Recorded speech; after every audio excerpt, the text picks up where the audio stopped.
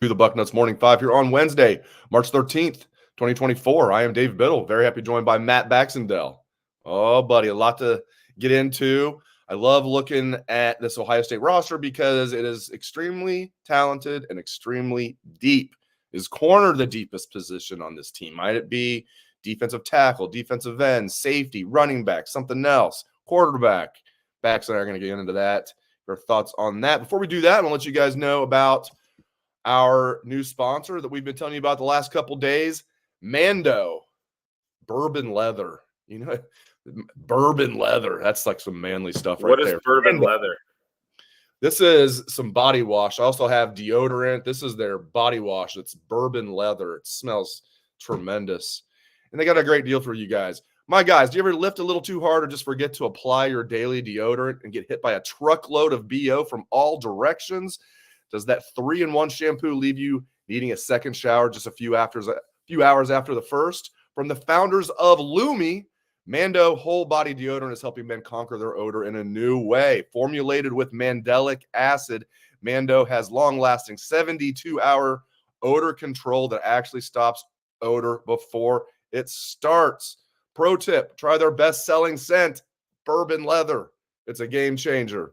And we have a special offer for you. New customers get $5 off a starter pack with our exclusive code and link. Use code Bucknuts at shopmando.com. shopmando.com. Mando starter pack is perfect for new customers. It comes with a solid deodorant, cream tube deodorant, 2 free products of your choice, and free shipping. Again, luckily, I have a discount code to help you get hooked on my favorite smelling whole body deodorant on the market. New customers get $5 off a starter pack with our exclusive code. That equates to over 40% off your starter pack. Use code Bucknuts at shopmando.com, shopmando.com. Bam. All right. Is corner the deepest? And I'm not just talking like bodies. When we talk, like, I'm not talking depth. I'm talking like high-end talent. Like when Jermaine Matthews is the number 4 corner, Calvin Simpson Huntbacks was the number 7 corner recruit in the country, number 70 overall recruit in the country in the 2023 class. Entering his second year, he's the number 5 corner. So you got Denzel Burke, Davis Igbinosun, Jordan Hancock, who I'm still considering a corner, even a slot corner. Still, he could be an outside corner, and he's a fantastic slot corner. He could be a good outside corner if he wanted to be. Jermaine Matthews, Calvin Simpson Hunt. Then you got the true freshmen, you know, who are highly rated, but I don't think they're going to play this year. Aaron Scott, Bryce West, Miles Lockhart. Is corner the deepest position on this team, or is it something else? Anytime that we are in the modern era at Ohio State and you talk about deepest position on the team, I cannot do anything other than look right at wide receiver. I just can't. At the end of the day. Now, the cornerback position, the depth is unbelievable. I would say at the top, this is the best set of secondary players we've had ready to rock and roll in the field all at once since the 2016 season, when you had Garyon Conley, when you had Marshawn Lattimore. You know, that was an unbelievable year. I think we had 3 first-round eventual corners on there on the field that year. And then we had, first-round safety and a 5th-round safety or something. So that starting 5 trio in secondary was unreal. This is the best year we've had since then. So it's certainly not any knock on the cornerbacks to say that they maybe aren't the deepest position. It's only just saying I have a lot of trouble saying a wide receiver group, the room that we have that has Egbuka, that has Jeremiah Smith, Carnell Tate, Brandon McGinnis. I mean, it's just it gets nuts, you know, having all these guys on there and then all the young guys. I mean, you can make an argument for corner, but you can really make an argument at this point too for wide receiver. So it'll be really interesting. And by the way, I would also throw out Trayvon Henderson, Kuchon Judkins, and then here's Dallin Hayden. That's a pretty good trio of tailbacks too. So we got a lot of deep positions on this team, Dave. Yeah, wide receiver. I was like others receiving votes because I was going to go with corner, but it's so close. I mean, there's really not a wrong answer here because you could go with wide receiver easily because one of these 4 is going to be the number 4 wide receiver on the team. Well, not one of the 4. Emeka won't be. Emeka is going to be number 1. So one of these 3 guys will be the number 4 wide receiver. Either Carnell Tate, Jeremiah Smith, or Brandon Ennis. as you just articulated. Well, one of those guys will be the number 4 receiver. Jaden Ballard's number 5. Yeah. You easily can make that argument. Also, running back, you nailed it. Don't forget James Peoples. When James Peoples is your number 4 tailback, you're loaded. He can come right in here and play. We know tailback's one of those positions. You can come right in as a true freshman and play. Backs, in safety, Jahad Carter was a good player at Syracuse. He's an all-ACC player at Syracuse. He's a backup. He's a backup as a 5th-year senior. Malik Hartford's banged up right now. He'll be a backup as a 2nd-year player. Normally, you'd be saying, okay, he plays as a true freshman entering his 2nd year. Malik Hartford's going to be a good, he'll be a good starter this year. Normally, we would be saying that and would be correct. Not when Caleb Downs and Lathan Ransom are here. Yeah, it's ridiculous. You can make an argument that our secondary overall, Dave, is the deepest position if you include the safeties, because there's no arguing it at that point,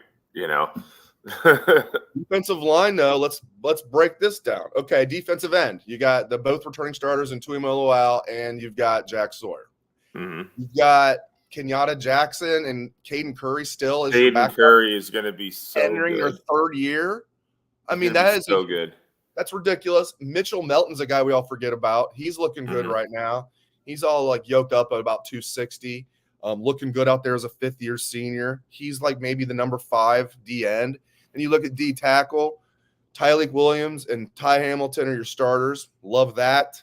Then you've got Hero Canoe, Caden McDonald.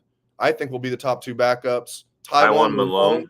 Yeah. Tywan Malone might be your number 5. D line is – there's not a wrong answer. You could make the argument D line is your deepest position. Yeah, any argument but offensive line at this point, really. Even you look at you could argue tight end. We got 4 guys that can play even, right? Quarterback, there's a lot of guys there. Anything but O-line is really the answer at this point. Because even at linebacker, there's a lot of bodies that look like they have a ton of talent. And who's going to be who? We're just figuring that out right now. There's 4 linebackers that we look at right now between Styles, Powers, Hicks, and Simon. You're like, well, there's 2 starters there somewhere. So it's going to be real interesting to see how it all shapes up. I love it. When we're having this, we're basically we're naming every position group on the team except for offensive line. This team is ridiculously talented and deep.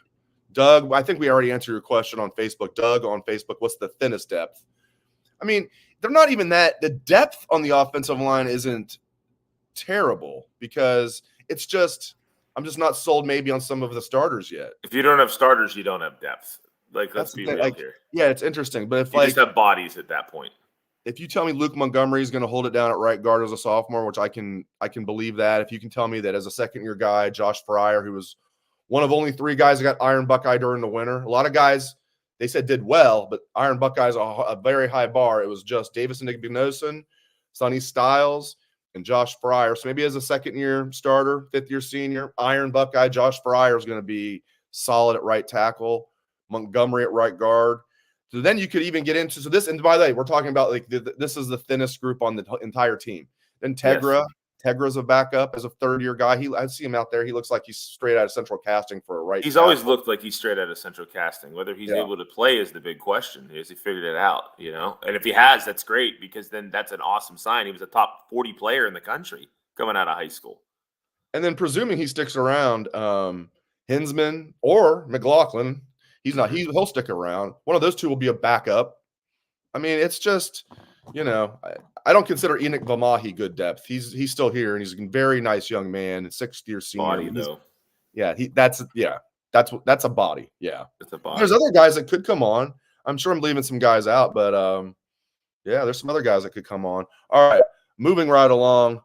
And I look more at this offensive line with Josh Simmons entering his 2nd year as a starter, Donovan Jackson entering his 3rd year coming back. Maybe it has, and I think Chip Kelly is going to, be a big boost for this offensive line. And again, this is the weakest point of the team, and we're going on about, it's really not that bad. No, they should be. I think we all worry about the O-line because we see just piles of excellence everywhere else, and whenever you have one spot that isn't, I think everybody automatically goes, please don't let that be what costs us. Please don't let that be what costs us. Because this year this may be the most set up Ohio State team going into a season that I can ever remember. Seriously. It's so much fun to think about. It really is. I love that we're in the well. They're taking this week off for spring break. I hope all the boys, if they're in Florida, Behave. Yes, please. I heard Behave. They gave them a good speech. Like you could hear like bits and pieces of it. Like the last practice, like Thursday when they were wrapping up, he was like telling them, like, listen, take care of yourselves. Like take care of your mind, take care of your body, do the right things. Like, Ryan Day just has a way about him. I love him. By the way, happy belated birthday to Coach Day. Yesterday was his birthday. Happy birthday, Coach Ryan Day. All right, March Ryan birthdays Day. rule. Now, most I think I'm an April birthday. I'm partial to April birthdays, but whatever. March. Spring. It's this time of the year. It's gonna be 71 here in the capital city today, Bax. So I'll see you over at Zoombezi Bay. We'll get some water slides in. Little golf balls. There you go. All right. I mean, like normally I going in about a month ago, I thought there'd be very little chance all 5 scholarship quarterbacks would stay. I don't know if I feel that same way. I think there is a chance that all 5 scholarship quarterbacks will stay for at least this year. What are your thoughts on that? I think Devin Brown's going to tell whether or not all 5 stay. I think if it comes out of camp and if Ryan Day does the thing where he doesn't officially name a starter and Devin Brown thinks he's still in the mix, he'll come back for fall practice to compete for that job. With Will Howard at that point. But I think the 3 younger guys aren't going anywhere. I mean, Keenholz just got here. The 2 true freshmen are here for a while. And even if you game it out, it still makes sense that both of them stick around. The big question at the end of the day is going to be what happens with the Brown situation. Because I think we all expect Howard to be the starter. He didn't come here to be the backup, right? So if Howard comes in and he starts, then Brown is the guy who's your veteran backup. He can be sold on sticking around another year and trying to compete another year from now with Sayin and Noland and Keenholz for that job. I wouldn't be surprised if they all stuck around, but even long term, like everybody looks at Sayin and Noland, and I don't think there's like some situation where, they're going to automatically transfer out if whoever doesn't win the job in a year's time whenever Howard's gone. Because you're going to have a huge multi-way battle the second that Howard's gone.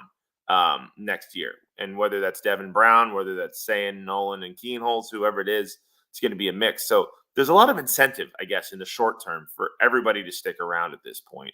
Even though I think Howard and Brown are really the only 2 realistic options to start this fall. And even then, it's probably heavily on Howard.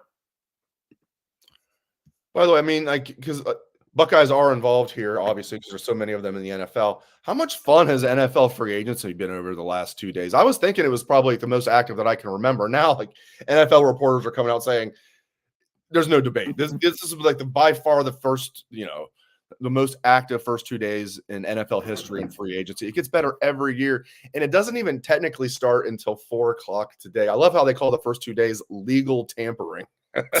They should just call it like legal negotiation or whatever. Like it's just such a, it's such an oxymoron. But man, I mean, it's just been fast and furious. Some of your thoughts on where some of the Buckeyes are going. What do you think is going to happen with Justin Fields? A lot of smoke now that they might take Caleb Williams and keep Justin Fields. Yeah, well, the Steelers were the obvious landing spot for Fields, and with them signing Russell Wilson for $1 million, or Atlanta. Yeah. Well, and in Atlanta now with Kirk Cousins there is the other spot too. I mean, Fields is a Georgia guy originally. Let's not forget that. So where is the obvious landing spot for him? There really isn't one. So at this point, if you are the Bears, don't you – I've been saying this, by the way, from the start. The obvious move, the smart move is draft Marvin or a tackle and keep Fields and let somebody else deal with the Caleb Williams show. I don't know if they're going to do that or not. But at the end of the day, keep Fields because I think he's actually good. I think he's actually going to continue to be good for the Bears. They need to give him weapons. That's the problem has been he doesn't have anybody blocking for him, so he's running for his life. And he has like one receiver who's remotely competent. So again, if you're the Bears, be smart. Maybe you trade from first to third and you still get Marv and trade it for one of these quarterback teams that want to pick a young guy, I guess, up front. Or just take Marv. Take Marv number 1. It won't be a mistake. Nobody's going to look at it as anything other than you picked the best receiver in the draft. So I don't know what they're going to do there, but I think Justin Fields doesn't look like he's moving anytime soon. And then the other one that's real interesting is what do you think is going to happen with Chase Young, Dave? I think the Super Bowl helped him. I think he'd probably be looking at he might still be on a 1-year prove-it deal, but it might be for more money than what having 2 sacks. People overpay for whatever happens in the Super Bowl. Like having 2 sacks in the Super Bowl was huge for him. and having the pedigree of the former number 2 overall pick, that'll help him. Being young will help him. Just entering his 5th year. My guess is now he'll get a multiple year contract, but it's interesting that he's not come off the board yet. So obviously he and his agent were looking for more years and or more money than what's out there. Mm-hmm. I still think he'll get, if it's just a 1 year prove it deal, I think it'll be solid. Probably nothing more than 1 year, $9 million, something like that. I'll be curious to see guaranteed cash. I don't think he'll get more than $9 million, but somewhere right around there with some incentives maybe. Yeah, that 8 to 10 range for 1 year from somebody, even if it's back from the Niners again, it just makes sense for him. Because I think everybody wants to – for him, it's not talent, it's consistency. They need 1 year to see that he can be a pro. I think that's the big thing watching him. Because some games he's a stud and some games he's invisible. And I think they need more of the stud games and less of the invisible games for him to get big money. Talent-wise, he's got as much as anybody in the league. Before I get to an Ohio State question, I will address this. Spider, my guy, Spider Sillery, are the Bengals scoring in free agency? Dave, they're doing solid job so far, but they need 2 D tackles and a right tackle. And 2 D tackle could be re-signing DJ Reader and then finding a good backup 3 tech behind DJ or BJ Hill, and then get a right tackle and also draft a right tackle. And then you have one of those guys you can feel comfortable with. Draft a right tackle at number 18. And maybe you get a guy like Mekhi Becton on a 1 year prove it deal, also at right tackle. Once they do that, I think the Bengals will be having a really good free agency period. All right, I'm going to get to this question. They're still in the loaded AFC North, Dave. God. Our AFC North just keeps getting tougher. I mean, my God, I think Browns fans, Bengal fans, and Steeler fans were all united when we saw the Derrick Henry news yesterday. We were like, oh, no. Called that a couple months ago, but yes. You called it, but still, I thought it was a possibility. I still didn't want to see it official. No, I didn't want to see it ever. I didn't want to see Derrick Henry going to the damn Ravens. The Ravens always make what I consider to be really smart, and I hate them moves. They're always so good at building their team. And I was sitting here like, oh my God, the Steelers got a real quarterback. We're not stuck with Kenny Pickett. Oh my God, we stole Patrick Queen from the Ravens. This is the best offseason ever as a Steeler fan. And here comes Derrick Henry. And I'm like, son of a. I know. I thought when Ozzie Newsome retired, okay, finally they're going to drop off as far as the player personnel department, or they'll still be arguably the best in the NFL. Keep in mind, Lamar Jackson was the last pick of the first round. You had guys like Bill Polian saying he should have been a wide receiver. How's that looking? 2-time MVP. Ugh. And J.K. Dobbins would have been a great pick in the second round if he didn't have those 2 injuries. He had 2 bad injuries, Achilles and a knee injury, or that would have been a great pick. They just re-signed Malik Harrison, former Buckeye, the Ravens did. So that's good to see that Malik getting his second Queen contract. Was a second rounder, Dave. Even losing him here, he's unbelievable value for a second rounder as long as they had him. Who's that? Patrick Queen, when the Ravens drafted him, was a second rounder. That's awesome value for him. Oh, was he? Oh, he wasn't a first rounder? I think he was a second rounder. I think you're right. Yeah. And I remember thinking that guy fell. Oh, every time I see a guy falling in the draft, I'm like, oh God, he's going to end up in New England or in the Ravens. Your Steelers do a good job overall too. They're really good at drafting defense. They also picked Kenny Pickett, the most obvious bust of the last 10 years in the first round. So I don't want to give them any credit for picking small hands Pit Boy because the Yinzers wanted him. It was a terrible pick. I did tell everybody that before they took him. So at least they took a tackle last year, Broderick Jones, and he's at least going to be good. Do that again in the first round. I thought that was a good pick. I wanted the Bengals to get him. I knew he wasn't going to fall to the Bengals last year because they had the 28th pick last year. So I know he wasn't going to fall, but I like that pick for you guys. And then the Bengals are so hit and miss, man, in the draft. So sometimes they'll have great drafts, and then they'll have drafts they get Jackson Carman in the second round. I knew right away that was going to be a terrible pick.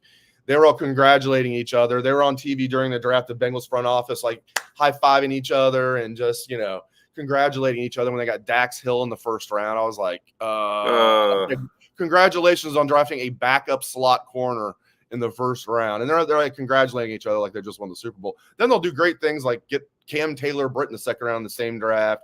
Everybody's saying, you need to get Penny Sewell. They go Jamar Chase. That worked out great, although Sewell's really good too. Let's get to this real quick. Who's going to coach special teams for the Buckeyes? Not Parker Fleming. Yeah. That's no. Obviously, it's not Parker Fleming. That Finally, I don't know how he ever got that job. Nice guy, but I don't know what Coach Day was thinking there, but at least he's finally rectified that. Sounds to me like it's going to be Matt Guerreri, the safeties coach, but he won't. But they're also going to do kind of what they did more under Urban, is have like different guys, like when Kerry Combs was in charge of the kickoff coverage unit, for example. Yeah, they call them the Piranhas. They call them the Piranhas. I think it's going to be like that, but I've heard Guerreri is going to be kind of the point man. Well, that's a good thing, I think, at this point, to kind of have it spread out. Because, I mean, think about it. A punt return unit is wildly different than a kickoff coverage unit. You're doing different things at that point. So you should probably have a couple minds doing each side of the ball, right? I mean, and at the end of the day, too, some of the things that we've seen with a special teams coach the last few years, resulting in some of the dumbest special teams things we've seen ever. I think the special teams coach is a wildly overrated thing at this point. So if Matt Guerreri is going to have, at the end of the day, the lead role for it, great. That's fine. Just sign it to somebody, make it a normal part of your playbook like you would for a lot of these other roles. You're going to have your kick specialists and everything. And then in punt return and kick coverage and kick return and all that other stuff, this should not be rocket science. And honestly, with all the mistakes that were made the last couple of years on it, I almost wonder if there was a lot of overthinking that went into it. So at the end of the day, I am interested to see how it shapes out, but I'm honestly agnostic of the whole situation. So Jermaine on Facebook says, why the hate for Derrick Henry? No. I think you're looking we at hate it wrong, seeing Jermaine. him in the same division. That's It's what we hate. ultimate respect. It's like when you play, it's like when Ohio State played Alabama in the glorious 2014 Sugar Bowl, really the de facto national championship game, the first playoff game. One of the great favors that Lane Kiffin ever did for us was decide to have their quarterback, one of the worst quarterbacks they've had, throw the ball a bunch and not give the ball to Derrick Henry that much. They gave it to TJ Yeldon the whole game. Yeah, TJ Yeldon had more carries than Derrick Henry. And was it Blake Sims? Was that his name? Was the quarterback? Does that sound right? Blake Sims had, I think, over 30. Sims. I think he had over 30 pass attempts. Von Bell picked him off. Obviously, Steve Miller had the pick 6. Tyvis had the pick at the end of the game. Not really on the quarterback there, but he had 2 costly interceptions included. I mean, I can't believe to this day that he didn't give the ball to Derrick Henry more. So Jermaine, we were saying it the whole game. We're saying we don't like him going to the Ravens because we're in their division. We got to play him twice. Bax is a Steeler fan. I'm a Bengal fan. We got a bunch of Browns fans in the house. We don't like playing Derrick Henry twice a year now, man. That's what we're talking about. Dave, I still remember vividly sitting with everybody watching that Sugar Bowl with Alabama and just going, why are they running TJ Yeldon on one leg? Derrick Henry is twice the player. And then Henry got it and ran like a 20-yard touchdown or something. And I remember going, well, they figured that out, huh? And then they did give him the ball for like 2 quarters. And I'm like, this is the greatest bad decision of all time.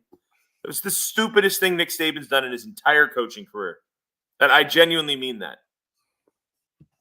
I need to make Bax laugh real quick and talk about Patrick Murphy's favorite thing in the world, Joymode, and a great deal you guys can get. And then we're going to talk Ohio State, Iowa, tomorrow, Big Ten tournament, 10 versus 7. If Ohio State wins that game, they're moving on to play Illinois. If they then beat Illinois, the number 2 seed, top 14 team in the country, my friends, they're probably going to be in as an at-large team, which is insane that we're even talking about that. And then what would it take for Jake Diebler to keep the job? Would that be enough after everyone, myself included, left them for dead? There was no chance they were going to make the NCAA tournament. If he gets them there, is that enough? Does he need to win at least a game? If he gets them to the Sweet 16, I think it's a lock. We'll get Bax's thoughts on that in just a moment.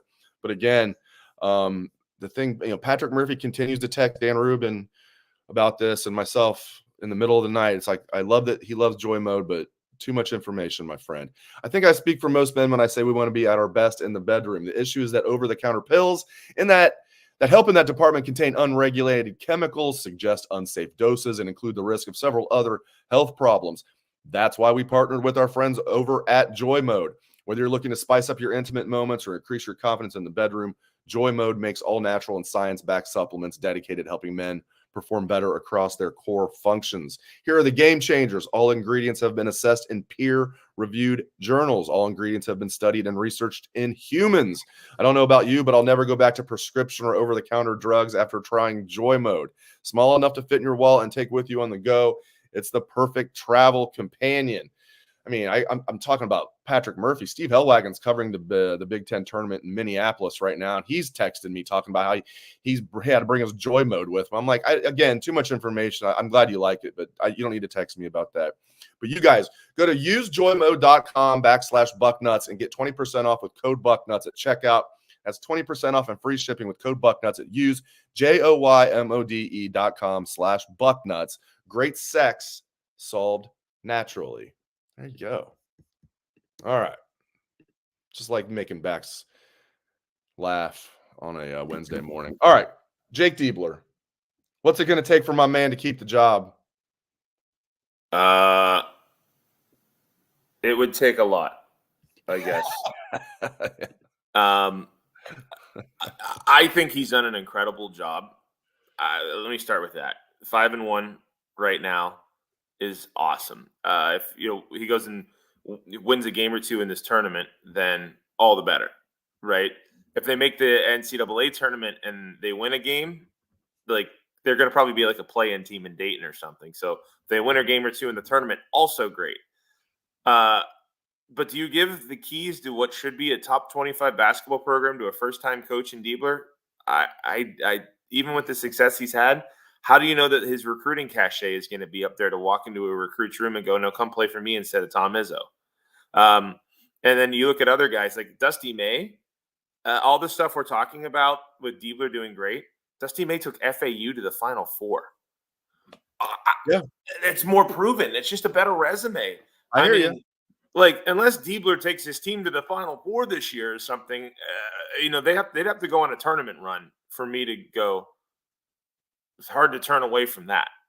I just think when you have an alternate like May sitting there, I don't know what Diebler can necessarily do to get himself the full-time job at Ohio State. What Diebler's doing right now is guaranteeing himself the opportunity to be a head coach at a program in the very near future. Plain and simple. I have to think that regardless of what happens with this season for Ohio State, I don't know how Diebler keeps it if a guy like Dusty May is sitting there. And I'm just trying to be real here. And that's not a knock on what Diebler's done.